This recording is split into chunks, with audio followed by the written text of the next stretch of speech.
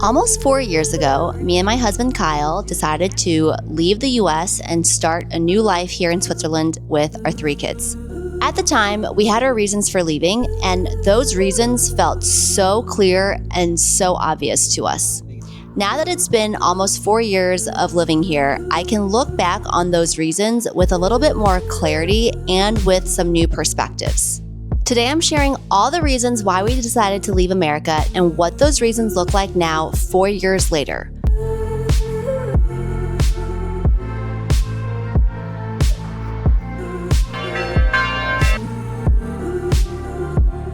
One of the biggest reasons why we left the US was because of the violence.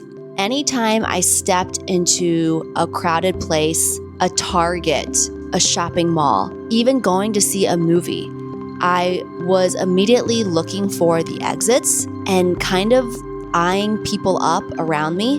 The prevalence of gun violence in the US and the overall kind of like normalization with violence was something that became harder and harder for me to deal with, especially when I became a parent. Every news cycle brought some kind of horrible, tragic event, and there never seemed to be any action that gave me more faith in the system that our safety was going to improve. I was living in New York City at the time when we decided to leave, and while I absolutely love the city, during COVID, I do feel like the city went through a really dark time. There were tons of cases specifically of Asian hate. It was frightening. There were people who were getting acid thrown into their faces or being thrown in front of a subway. And whilst those cases were not so frequent, while they were rare, they were still happening. There were elderly Asian people that were beaten to death. And even seeing one of these cases made me fearful of my parents coming to visit and going out on a walk at night by themselves, or even myself taking my daughter in her stroller to daycare. Living with that constant state of anxiety was absolutely the number one reason why I personally wanted to leave the US.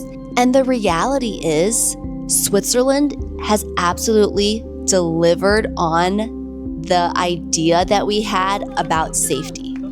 I never think twice about really anything that I do here. I allow my kids to walk several feet, several meters in front of me. I don't think twice about this. I never think twice about being somewhere after dark. I take the public transportation. My kids take the public transportation. My parents take the public transportation. I don't worry for a second when I send my kids to the creche or to school. And for me, the release of this constant worry as a parent has been absolutely game-changing. It has freed my mind. It has freed me of these thoughts that would circle late at night. Daily life here, it just feels more calm. That's the best way that I can think of to experience it. Kids are able to move freely here. They can enter school and exit school without a million checks and doors and locks, and it just feels calmer and more peaceful. Recently, there was a terrible tragedy in Switzerland. It was actually in the town that we were in over the ski holiday in Montana. There was a horrible incident of a fire, and 40 people died and over 100 people were injured. And this event, this tragedy, it was treated as a national tragedy. The president of Switzerland said that this is one of the worst tragedies that has ever happened in Switzerland, for there to be so much loss of life from this terrible, preventable accident. Unfortunately, when tragedies happen in the US, it's not that people don't care. It's not that people don't mourn, and it's not that people aren't suffering, because I know that they are. But because the volume of tragedies that happen are so relentless, it feels like you become normalized to it. It starts to feel like it's one after the other, like it's unstoppable, and like there's nothing that can be done to prevent this from happening again. And that type of scale and that type of frequency, it's overwhelming. I haven't been to the US in nearly 3 years, and we are planning a trip there with our whole family in July. And I get nervous thinking about going back. I'm nervous about being in a crowded airport. I'm nervous to take my kids to things because you just don't know. There are just more chances that something violent could happen. And I wish so much that that wasn't the case. But unfortunately, that is just the way that people have to live and adapt in America. I have been so grateful to find a place that is safe. It's changed the way that I'm able to relate with the world. It's changed the way that I'm able to parent. The absence of that constant stress has been one of the most profound changes in our life since leaving the US. Another big reason was what I would call lifestyle. And it was more to do with the fact that we didn't feel like we could find the right match for the lifestyle that we wanted. So when we were in the US and we were living in New York, we proudly identified as city people. And the thought of going to a suburb or a more rural part of America, we had a really strong aversion to this. In fact, the last year that we lived in the US, we lived in Southold, which is a little town outside of New York in Long Island. And I would describe it as more like suburban rural. And we lived there to kind of try on this idea of being somewhere that did give us more space as our family was growing, that allowed us more access to nature. And we just felt like it was way too isolated and way too lonely for us. The biggest challenge that we had was that in America, we felt like our options were very binary. It was either you're in a city with public transportation and access to a lot of things, or you're in a suburb or maybe a more rural part of America where you have to rely on a car. And what we have found here in Europe are smaller cities where you have all of the amenities of being in a bigger city, but you still are able to have some of the benefits of being in a suburb as well. So Geneva, as an example, it's a really small city compared to New York. There's only around 600,000 people compared to 10 million people in New York City.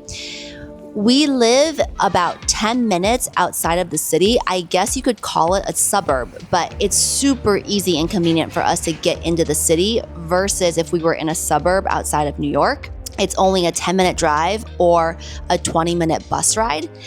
And the amazing thing about being in this size kind of city in Europe is that we still have access to buses and to trams to take us into the city and outside of the city.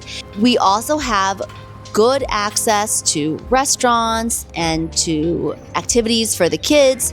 So it's like a blend between a city and a suburb. The one reflection that I do have, though, is that I do think as your life changes, as you move out of being a young family with only one child, now we're a family with 3 small kids, we probably could have found a suburb in the US that would have fit our needs. I mean, at the time, we really had an aversion to the idea of it.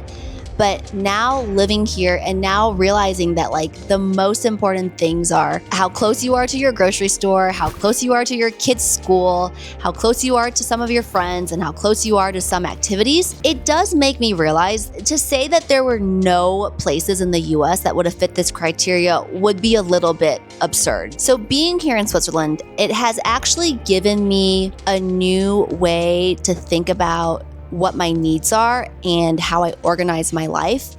Another reason for why we left was because we dreamed about having this life with more flexibility, with less of the day-to-day grind of both of us working these really intense full-time jobs that we were commuting into the office to and from. And we were looking for just more time to be with our kids, to be with our family, and to pursue things that we wanted to do outside of this like corporate jail that we felt we were in. And I think this is where the expectations and the reality really diverges the most, because if you look at our life now, we do have some of those things. We do have more flexibility. My husband owns his own business. I left my job in April and I've been taking some time off, and we're able to do that. And we are able to spend more time with our kids at this moment in time. I dreamed about having a lifestyle where I could drop my kids off at school every day and pick them up from school. And right now we're able to do that. And that is amazing. But our life is not simpler. In fact, our life is a lot harder. We have spent so many hours and brain calories figuring out how to make our life work here. The simple fact of just staying here and figuring out our permits, and my husband having his business here and dealing with all of that administration in a different language, all of that takes a lot of effort and a lot of time. And it is an extra burden and an extra hassle that we have to deal with that we would not have to experience if we had decided to stay in the US. For us, we do sometimes feel the weight of that. We feel the weight of choosing to be in a place where our life is really not easier. So what I've learned about all of this is that simplicity, it's not always about ease. Sometimes it's about alignment. For us, there are some days where these extra tasks and this extra burden, it feels absolutely worth it to us because of the trade-offs in some of the other areas of our life. And some days it feels extra heavy. This life that we're living now, it's not the fantasy version of Americans just gallivanting around in Europe, but we're okay with it. The last and also another very important reason for why we left is when we were in the US, we just started to feel like some of the values that we had, they didn't match the values of the country. We wanted to be in a place that, for example, really valued quality food, that valued the care for the environment, put children more at the center of society. Being here in Switzerland, we definitely feel like the values that we have with the values of the country are more closely aligned. An example is I love how Swiss people value the freedom that they give to their kids. And part of this is because it's just safer. But society in general, I don't think that they think about children as an afterthought.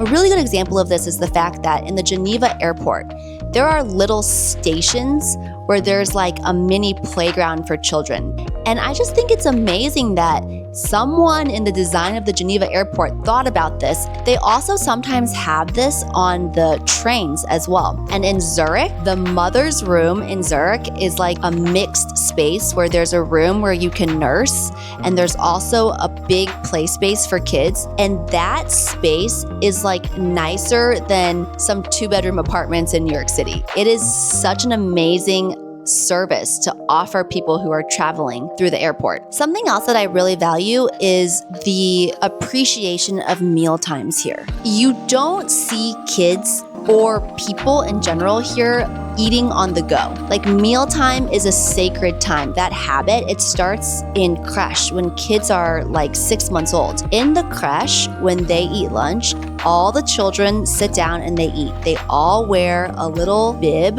After they eat their meal, they're all taught to wipe their hands and wipe their face and return their plates and their little cups back to the cleaning station. And something else I've noticed here is a lot of families, their kids are not allowed to leave the table if there is someone at the table who's still eating. And these are just examples of the small little ways that I see these values showing up in day-to-day life. So one big lesson for us raising our kids here is realizing that we are raising third culture kids.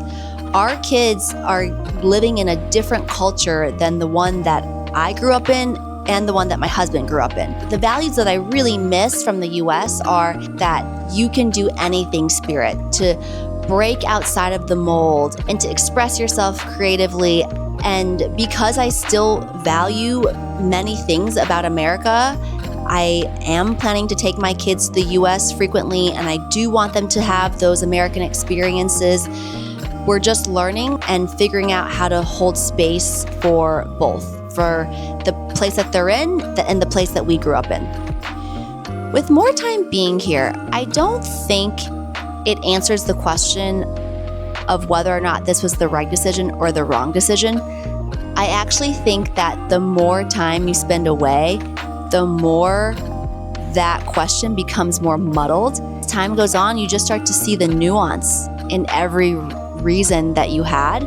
Ultimately for us, every year that goes by, it just gives me a little bit more understanding of myself, of our family, what we value, what we care about.